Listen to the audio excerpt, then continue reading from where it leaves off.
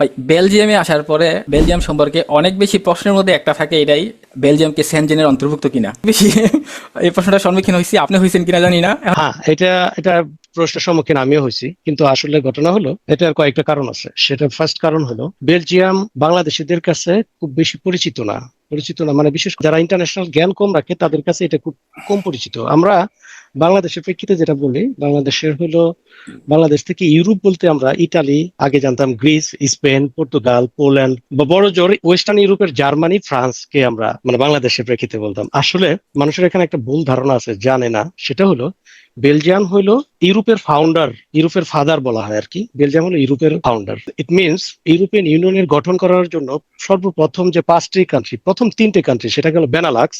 আমরা যারা পড়ালেখা করতাম ছোটবেলা জানতাম বেনালাক্স মানে, বেনালাক্স একটা ছোট্ট সমিতি, সেটা হলো বেলজিয়াম, নেদারল্যান্ড এবং লুক্সেমবার্গ। এই থেকে তিনজনের সমিতি থেকে মানে তিনজনের একটা অ্যাসোসিয়েশন থেকে আস্তে আস্তে ইন্টিগ্রেট হয় জার্মানি, তারপরে হয় ফ্রান্স, তারপরে হলো ইটালি।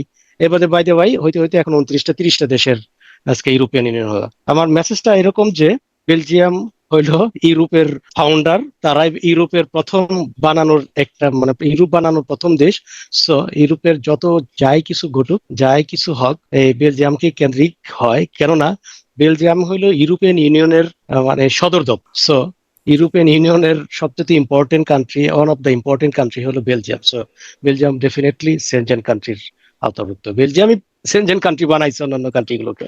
এনিওয়ে একটু যাক ভাই, বেশি বললাম, বাট এইটাই ট্রু।